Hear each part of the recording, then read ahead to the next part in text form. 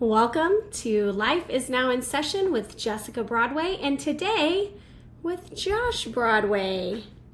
Doing a little duo. He was such a popular guest. He's back by popular demand. This show is a podcast about the lessons that life has to teach us, the purpose and possibilities behind it, and the people that pour into our lives and that we are striving to be better with and live with every step of the way. So we talk about everything from marriage to motherhood and faith to finances here. And my hope is that our time together, you'll get the encouragement and endurance that you need for the journey that you're on and the story you're writing with your life. Let's dive into our topic. I feel like the podcast needs like a song, you need like a song or something. Okay. And what would you have my podcast song be? You need like a jingle. I need a jingle? Yes. I mean, you have like a good title. It's just, need like a, kind of a intro. Well, you're just the man to do it. Yeah, I don't know about that. But. I mean, that is like, he used to be a radio DJ and used to make me CDs. Yeah. Burn me CDs. I still have some mixed CDs in there for you. And dedicate songs to me on the radio. Yeah, so if anybody was going to write a jingle for the show, I think it would be this one. But, I'll think of something. Write me a jingle for our jangle. You got it. I get it. So I wanted to have you on again. So thank you for being a guest. Absolutely. But as this show evolves and different topics come up, I think that we have a lot of good sidebar conversations in our lives.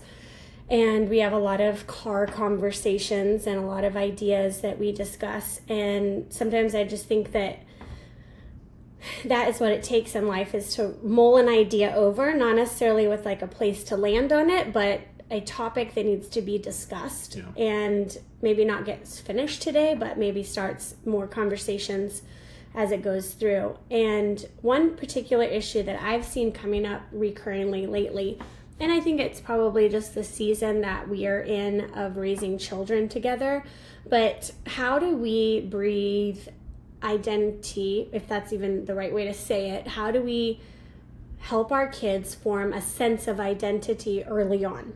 So from a from a coaching perspective, my mindset and what I use when I do work with adults that are trying to figure out who they are is helping them bring this intersection of who they are and whose they are. That's what contributes to their sense of identity. So who are you? What are the unique attributes and things about you? And then whose are you? What is your root system and your belief system in your origin story of who you come from, where you come from? So like for me, when I'm talking about the who I am as qualifiers and characteristics of myself, I don't want to identify any of the roles that I play in my life or fulfill in my life that bring meaning to me. So I don't want to identify myself as I'm a wife, I'm a mother, because those things change as life goes on. Hopefully they never change. Correct. Right? Yeah. I mean, till death do us part.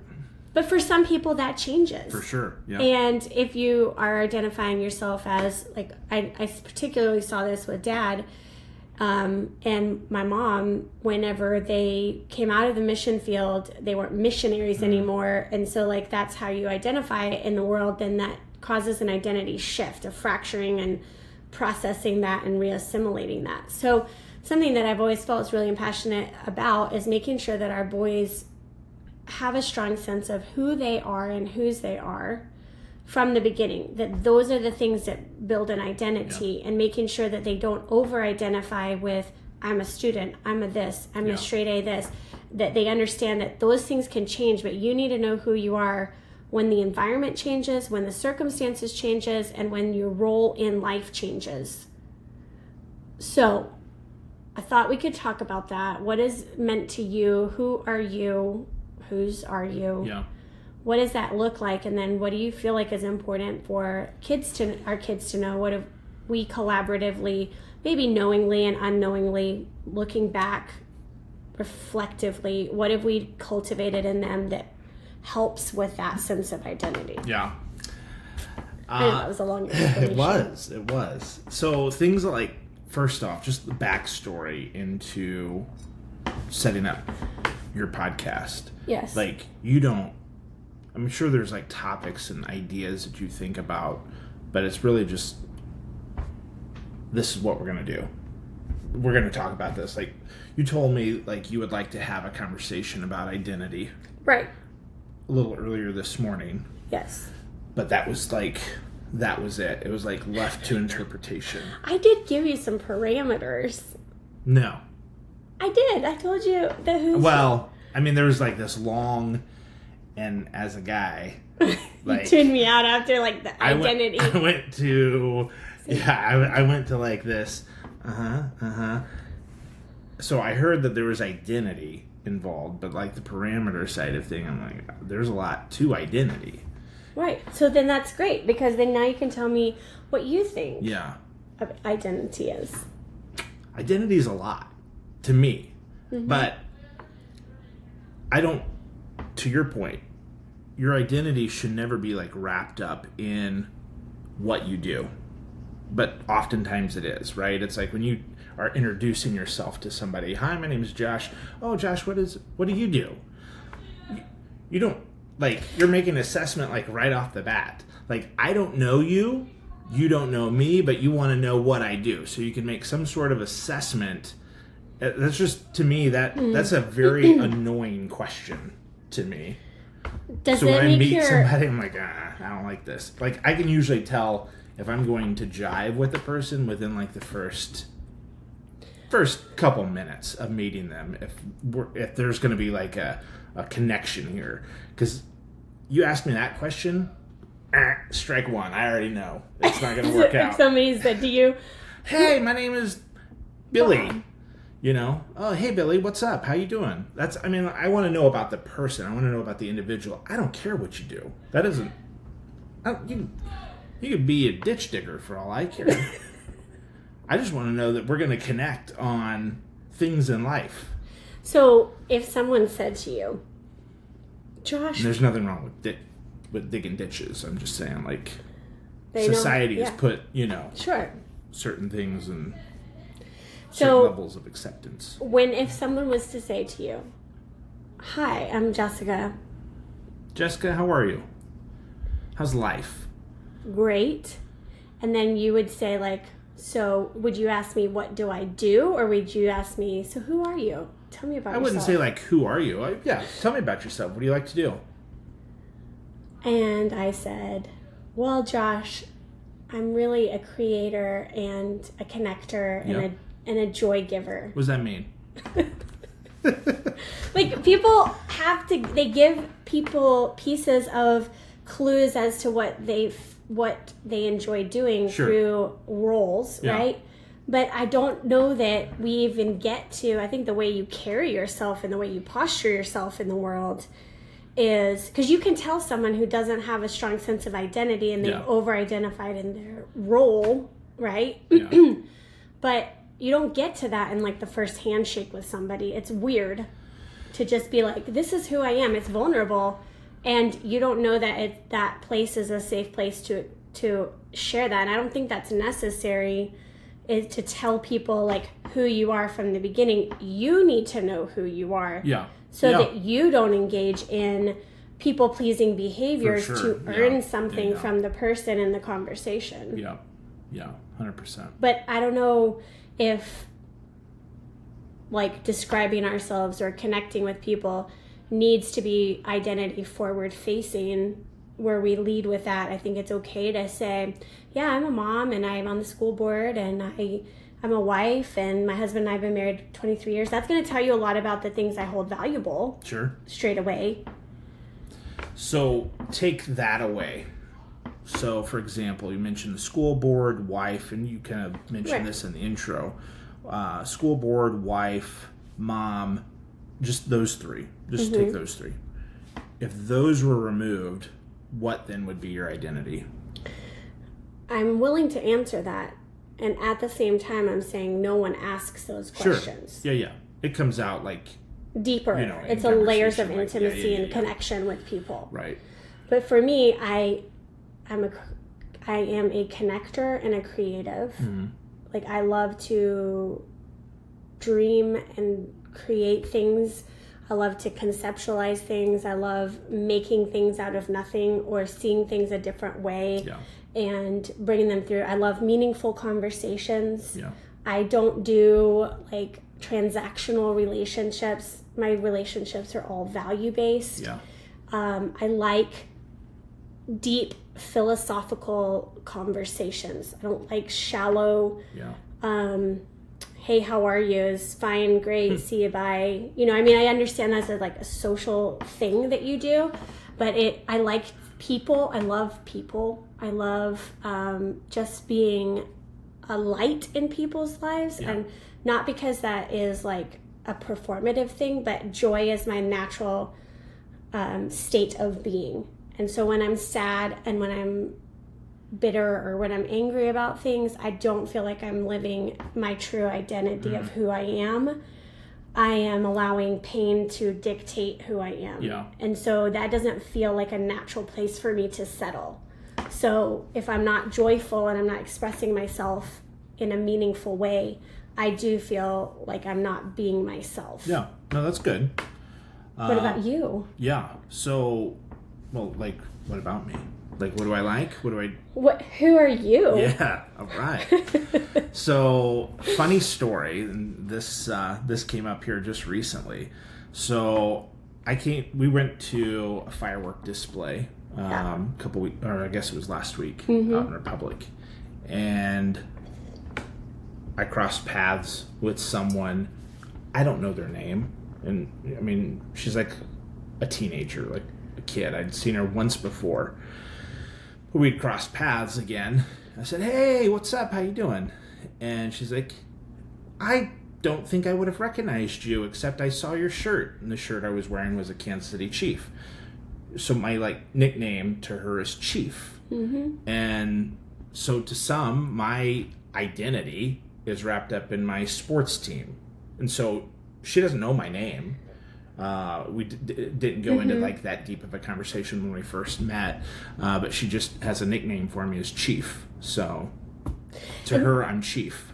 And so that's like my identity to her. To her, right? But again, I would say like maybe that is your branding. Like that's an outward expression of the things that you like. Right. But if I take that away from you, which is going to happen. Yeah, sure. You know. Sure. Because, you know, teams decide to move to other places without any loyalty to their fandom. It'll just be Kansas Chiefs. It'll still be the Kansas City Chiefs. But, you know, teams move. Yeah. People have midlife crises over teams moving. Yeah. And that can't be the sum of who you are, right? It has to be just that is the from a branding perspective, that is part of your personal branding. Yeah. You are known for that. You outwardly express that. But I also know people that would say that your faith is really important to you. Your family is really important to you. But again, those are expressions, outward expressions of internal qualities, attributes, things like that. Yeah. So who are you? Yeah, who am I at the root of it? I am for those that like really know me, and I have like in my life, and I prefer it this way, is I just have a very small group of people that I am, what I would say, have like an intimate relationship with. Obviously my family, they know me, who I am, and just a very, very few people really get to like get behind the wall or see behind the curtain, I would say. We're working on taking down his walls and deconstructing. No, I mean, it's boundaries, right? It's boundaries. Yes. And there's been some I just prefer a small circle. Absolutely, I do, 100%. And there's some that, you know, sit at the table. Seasons in life, you may not sit at the table anymore, and that's okay too. But at the end of it, at the root of it, who am I? I'm very passionate. I enjoy some good, meaningful conversation. I enjoy challenging. I enjoy challenges myself. I enjoy challenging other people. I don't like you say, I think you mentioned shallow conversations. I want to have meaningful conversation if we're going to, engage with one another. I love music. I love, my sports teams. I love my family. I like the label, and you and I have talked about this before. I'm not a big fan of the word. I get it. People like to say, "Oh, you're a Christian." I don't necessarily particularly go to that word. I prefer a disciple. Mm-hmm. It's deeper. There's more meaning behind it. So I would say I'm a disciple of Christ. My faith is rooted there. The way I live my life, I try to, have that as my compass, so to speak. So would you say that's the whose you are part?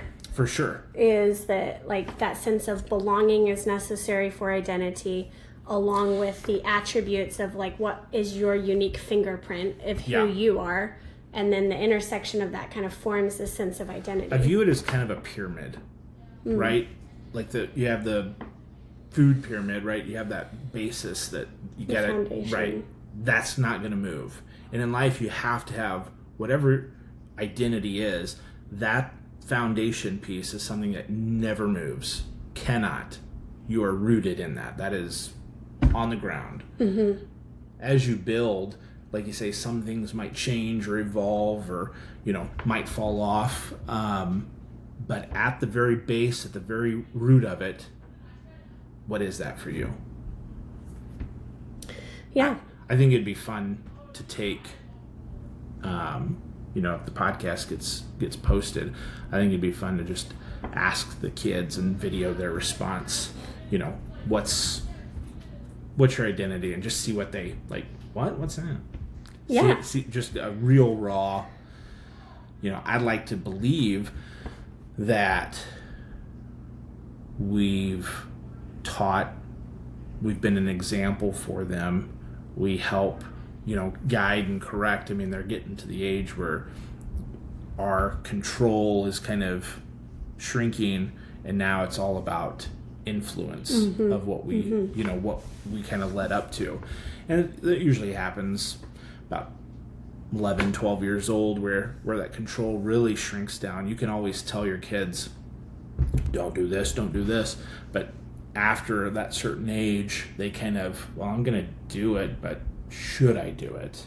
Right, the influence, that voice in the background kind of comes into. So that identity is starting to form, at that point. But yeah, I mean, there's different stages. What I know from studying behavior and development, there are stages of identity formation, and it grows with you as you grow. But I didn't always understand that I was more than the things that I did or the roles that I had. And so if I want to impart on my kids, or want to build community that speaks to people's core identity, not for the things they do, but who they are, then I feel like that's important, more meaningful conversations we need to have. I get it. Not everyone's going to want to walk around and just go, so, who are you? I'm somebody who likes to, create and make connections with people, and I love light and breeze, whatever. Like, that's not a conversation that we want to have. Yeah. But I just want, I think that it's missing, because here's the meta part of that for me. Everybody talks about culture, and they talk about cultivating culture. You're in HR, you work for a corporation. They talk about that as if it is something you can put on the wall and have a set of values that's the culture of your company. But culture is an output of a whole bunch of people contributing. Right. And culture is developed by behavior, and behavior is developed by values and beliefs, and values and beliefs are designed to protect someone's sense of identity and who they are. Yeah. So if someone doesn't know who they are, or they're operating from what I would call a false identity a fractured identity, something that feels displaced because of life circumstances, pain, suffering, and they've built an identity in the things they've overcome, which Christ calls us to be more than overcomers. Mm-hmm. Yeah. But if that's what they're rooted in, then the values that they hold and the beliefs about their life that they hold are designed to protect that identity, and then their behavior will follow suit, right? So then people are going to take action based on what they believe to be true or should be, and then that's going to contribute to the overall culture. And if we have people operating from these false identities or not the truest form of who they are, how are we going to actually get cultures that matter and cultures that change the world? Yeah. Right? I do think we all intrinsically have our own culture that we carry with us. I think I have a culture, an environment, a vibe, if you will, because it is the output. It's what I project and what I attract people around me to. Yeah. You have a culture, your personal brand, my personal brand, the things we're known for. That's the culture, the mark that we make on the world. But it's an accumulation of, I know who I am and whose I am. Yeah. I have formed beliefs and values based on that identity. And my behaviors follow suit. So you can't just change behavior. Right. I think that's where it starts, is the knowing who you are. Oftentimes we run, I like to call them chameleons, and we all are chameleons to a point. I'm not saying I'm excluded of that. I just try to be aware of those type of situations. But are you seeking approval, or are you living by convictions? That's the, that's where the rubber meets the road. And you have to ask yourself that question. Am I this way because I'm seeking approval, or am I doing this because I'm convicted to do this? And that's where I think, again, kind of that underlying of knowing who you are and what you stand for, and I'm not going to budge. This is who I am. There again, that foundation, and you're building on that. You mentioned you work with adults that are still trying to find that.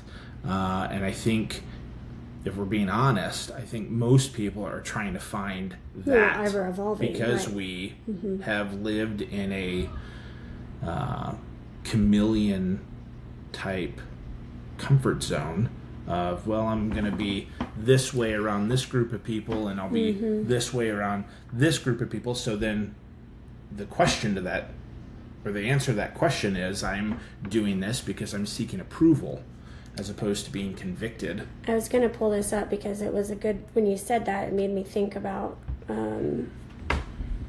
this particular idea about what you take a stand for. It was something that I wrote down the other day, is that I don't know where we got kind of disjointed as a society, where we think that taking a stand for something is excluding someone.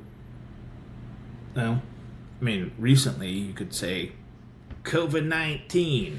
I mean, that would be. This is supposed to be one. an apolitical show. That's all I gotta say then about that.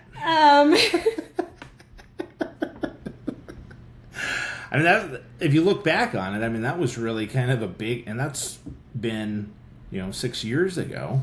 Sure. That was really kind of a, what are you going to stand for? Yes. And that was very polarizing to people on both sides. Well, I can't find it right now, but the essence of it was that I wanted to, somewhere along the lines, we have thought that taking a stand for something or against something was making someone else not invited, right?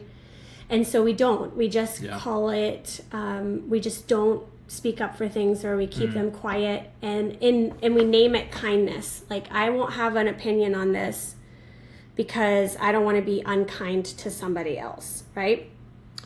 And what I think, or I propose, is that in taking a stand for something and stand against something, or being willing to say, it's not about me saying I reject you. It's about me communicating who I am and what I hold valuable. And what I have found is the more clear I am on what I stand for and what I'm against, my parameters for my value system of who I am, like the easier it is for me to hold capacity for people who believe differently from me. Sure. Because I don't feel like I have to defend myself or explain myself. I just know who I am. I've asserted that who I am is not rejecting who you are. Right. But most people won't stand up for that, or they won't take a stand for something. And so they feel like they're not really known. They feel like they're not really seen. And so they're very loud about it. And what they're really just wanting is someone to say, like, you matter too. Sure. I think, though, that comes down to something else that we talked about last on a podcast that you and I did before, peacemaker, peacekeeper. Mm-hmm. The difference between, a peacekeeper is you're usually quiet. You might have a convicted feeling over a situation, but because of the room being majority against your convicted thoughts, you're going to tend to be more reserved and quiet in that capacity because you want to keep the peace. You don't want to create waves. But I think there's also a healthy way of, being a peacemaker, which talks about, calls you to be honest. Right. Hey, we may not agree on this, but this is where my stance is. We can agree to disagree, that's fine, but I also need to be heard and need to be, when share my thoughts. You can hear me and I can hear you. We're not there to change how each other hears. We're here to be curious about how you see the world. Yeah. The objective is not to change that. And so, but again, it also goes back to identity. Yeah. If you don't know who you are, how are you going to articulate that to someone else? How are you going to feel seen, known, heard? Like, taking a stand against something or for something isn't saying the other people are wrong. It's just saying, this is what I'm for in the world. Yeah. Let's have a conversation. Absolutely. And like in my world of behavior and coaching, there are a lot of coaches that have a lot of different modalities. And I will be transparent and say that sometimes my modalities conflict with other ones, But if I am just like, oh, okay, and I don't say anything or speak up for why I believe it to be different, I'm not trying to say they're wrong or that I think that the way they serve people is for a specific type of person, but it's just not the people I'm called to serve. Yeah.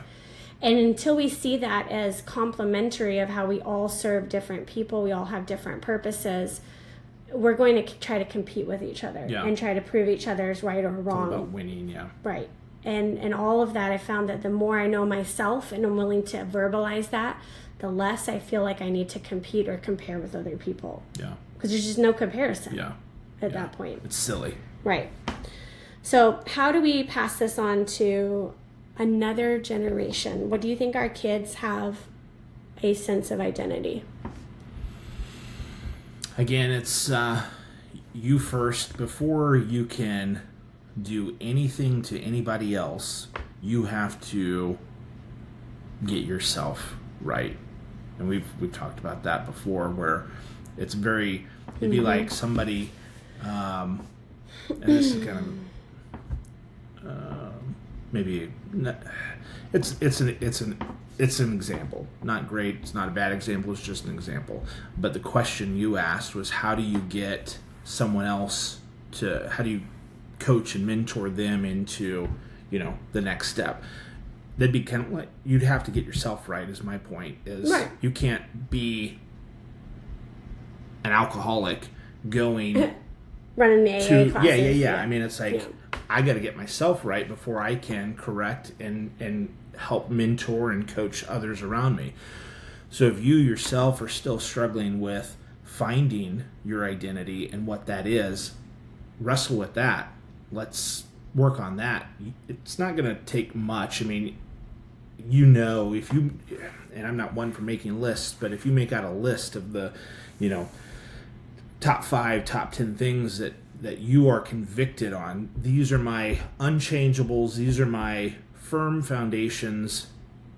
You kind of have that form. You already have kind of that sense about you. It's just sometimes you have to physically see it. Work on that. Build that. That's your foundation. And then from there you go coach and develop. And I think that's where it starts. It starts with a healthy self first, and then move on, coach, mentor, be an example, help those around you. When you're on the airplane, the example is when that mask comes down, first put the mask on yourself and then help others. Same sort of thing with coaching and mentoring the younger generation to help formulate their identity. They're already starting to, but is it a healthy identity? Again, are you doing it because you're being accepted, or are you convicted? I think that's just, fair, fair question. Yeah, and I had a hard time. I remember the first time someone ever heard the oxygen mask thing. I was like, ain't no way I'm putting mine on first. I'm taking care of my kids first. Yeah. I'm taking care of my kids first. And I remember the day that I realized that was not what I would do first. I would put mine on, and when I understood what that meant about taking care of me so that I can share from a place of health and abundance so that I can do that, that is one of the hardest things I think we ever do as parents, is making sure that we do the inner work so that the output creates doesn't feed hypocrisy, right? Yeah. So they don't say like, this is what you said, but this is not what you did. Right. And that is important, but it's also, I think there's a duality to it of meaningful conversations. I know that there's things we say to the kids all the time, whether they get them or not. I think that also what we model for ours is we have conversations out loud in front of our kids. And so they always hear us talking about things like this, deep things like this. Yeah. And sometimes they weigh in on it, sometimes they don't. But I know that cumulatively those things start happening, and they hear them, and then they take them into who they are, and I hear them come out with those things in their speech. I hear them talk about it at different things. But if I was going to say, if you were going to give like a takeaway for parents on helping kids build a strong sense of identity, and how do you remind them of that without critiquing them, right? Like criticizing them. How would you do that? What would you give advice to people that are, one, trying to figure out who they are, two, how are they trying to make sure that they pave a way or collapse time for the next generation and do it maybe a little bit better? I think the big thing is we're all trying to figure it out. You walk into a room and somebody who says, "Oh, I've got it all figured out," you're lying to yourself. You're lying to everyone else. We're all trying to figure it out. It does take a community. It takes a group, because there are things that I am not very good at that you are good at, and we, complement one another. There's things I am not good at that he is very good at, like backing up trailers. That was the go-to, but that's all right. Well, it's recent. It's a recent painful thing for us. It's all good. I realize that I am not good at backing up trailers, and I don't want to be good at it. So, and you have to, again, your circle. Some circles are big, some circles are small, but we're all going to be able to grow and challenge one another. Iron sharpens iron. Mm-hmm. You have to be honest with yourself, with those that are around you. Sometimes have uncomfortable conversations. You're going to grow from it. If I have my identity and I'm not acting the way that people know me as, and I'm just kind of going on this, rebellious streak, I would hope that somebody next to me would be like, "Broadway, this is not you, and we're gonna shake you up a little bit." I want those people in my life because I want to be that to somebody else too. And that would be my kids, that would be my, close friends. Hopefully me too. Yeah, 100%. And so your question, that's kind of a babbling kind of way of answering that question, but it's working together and knowing it's okay not to have all the answers, but somebody out there, somebody maybe within your circle, within your group, that's why it's so important to have a group that you can have philosophical conversations with, deep conversations. That way other people a little bit more, a little bit better. Because, again, you have folks that have maybe gone through that season in life that you're going through that feels like you're the only one in the world that has ever gone through something like that. Come to find out you're not. You use the marriage counseling classes. When we first got married, we were there in Oklahoma, and Oklahoma had a state law that you had to go through pre-marriage counseling before you got married, which I think is great.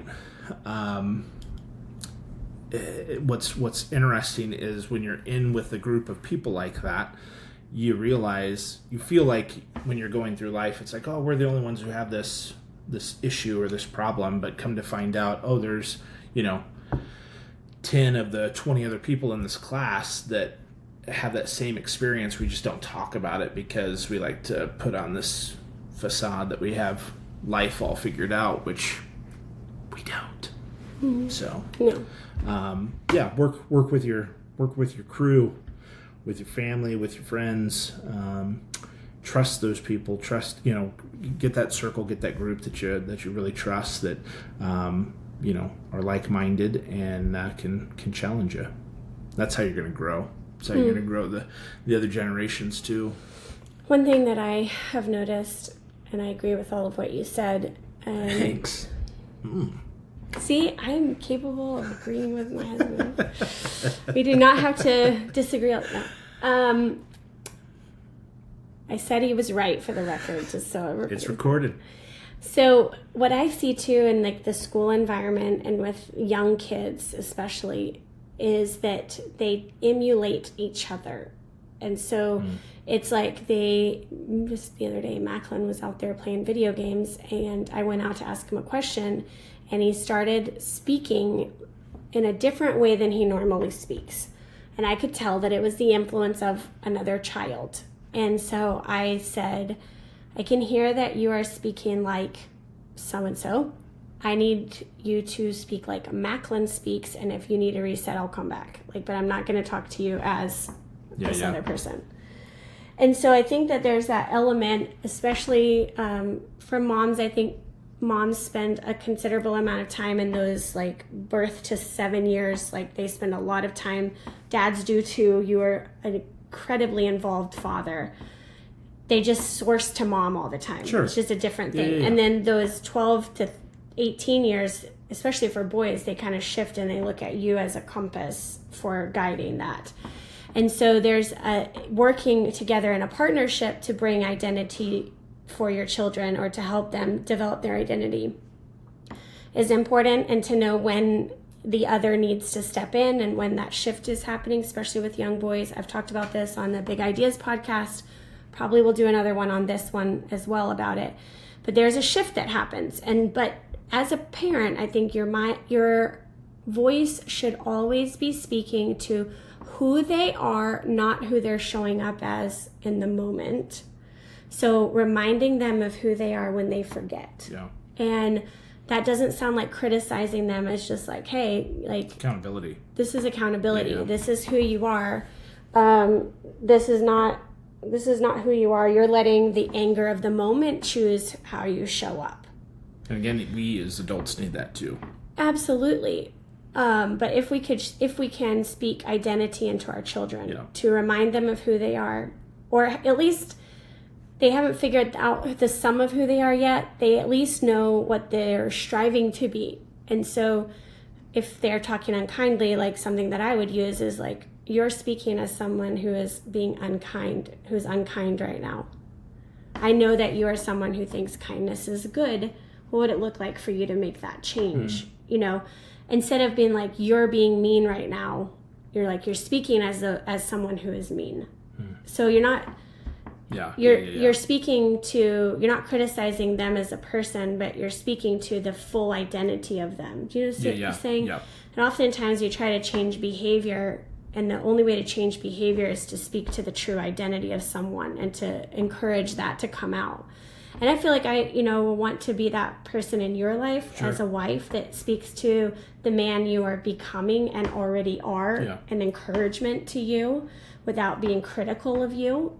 And I hope, and I know that you speak that to me too, is like, you can see where I'm growing and where I'm struggling. And you've always been so good to speak like life into me and to honor that, I'm sure that hurt, but it's not who you are. That's not who you are. Right. And I think one other thing we've said to our kids is, that's not who you are. Yeah. So whenever something comes up, fear, or they're stressed about something, or they're acting a certain way, or we've always been very quick to be like, that is not who you are. Right. Right. And I think that's an important conversation, even with adult to adult, is that is not who you are. And making sure that we continue to remind people to reflect and to get close to that. So I think that's just maybe having those meaningful conversations is the best way to support and to call out to each other. And when someone is hurting and when they're not being themselves, maybe a little more grace for that, and to realize that that isn't who they are, that's who they're showing up as. And I hate that for them. And I'll get on just like a little brief soapbox Please of the correction, disciplining. Mm-hmm. Discipline, we always kind of have like this negative connotation to it. I'm being disciplined because of behavior or something that I've done. And that's always discipline, though, is also I'm disciplined by going to the gym, or I'm disciplined by doing XYZ. So it's an active participation, refinement, yes, really. For sure. It's not punishment. Yeah. And so when we are disciplining or correcting bad behavior, again, whether it be to a child or whether we are having conversations with other, adults, it's correction. It's rebuking what is happening right now, because again, we know that this is not who you are. Hopefully somebody can come to me that way and correct me if I'm out of line. We have a conversation. Let's walk through it. Let's talk through it, and then we move past it. That is where I think we miss, because those are uncomfortable conversations. We like to live in the world of lovey, feel good.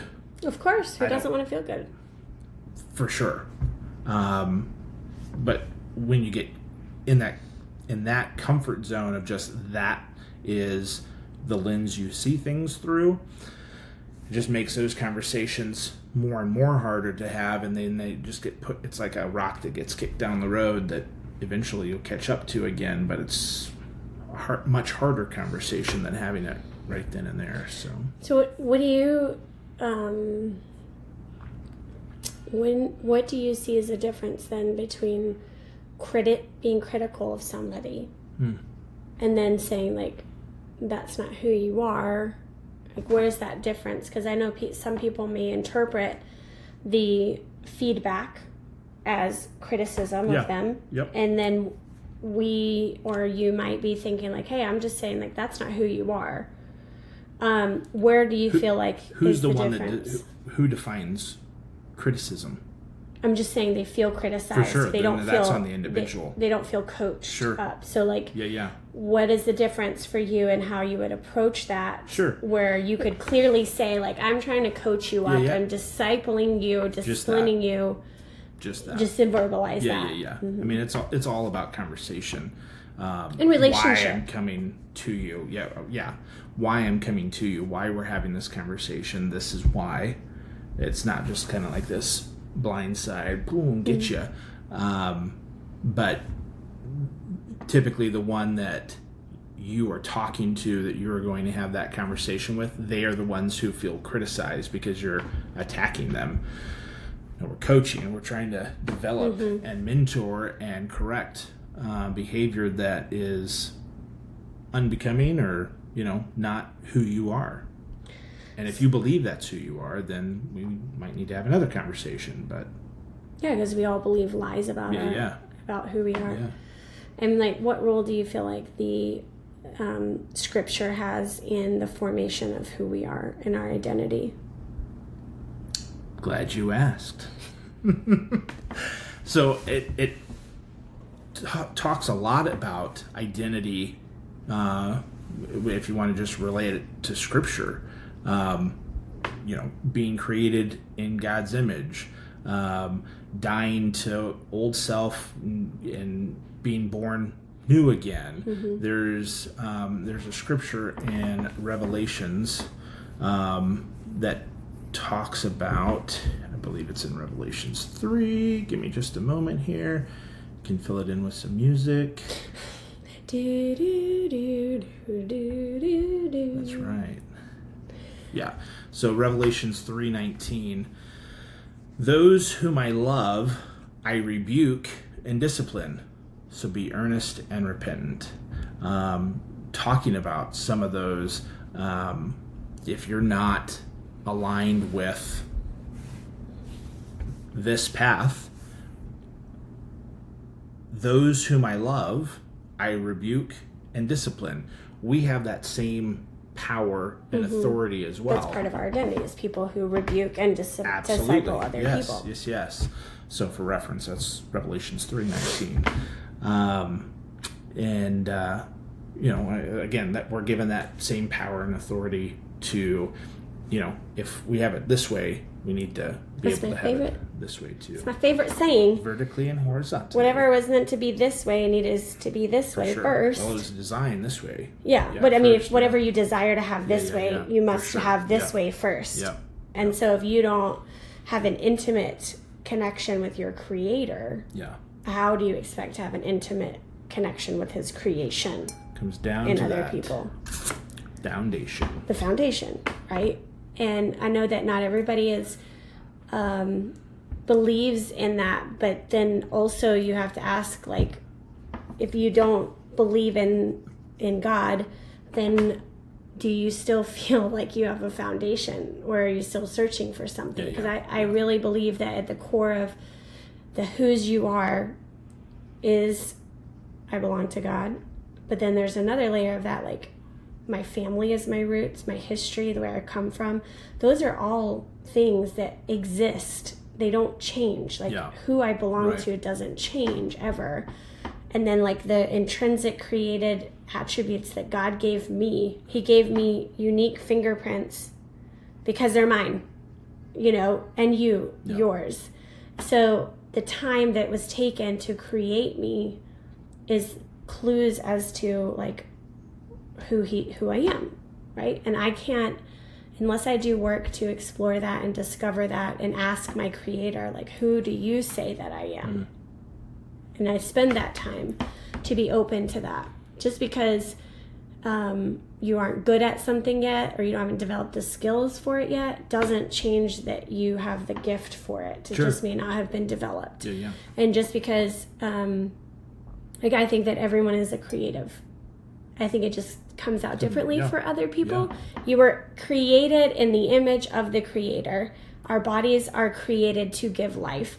We are creators, but we don't have, not everybody has a skill set that they've found to bring their creativity in. But I think accountants are creative, because they create amazing things with numbers. But it's an interesting topic, and I don't know, we won't know for quite some time whether or not we've done our job as parents, but I think we've done a good job of setting a foundation, and ultimately I know that they are on loan to us, and that we aren't who gives them their sense of identity, but God is. Right. Our job is to remind them of who they need to be going to get that sense of identity. That you need to be going to God, not to the world. even us as parents have to be discerning that we don't hand our children an identity. Yeah.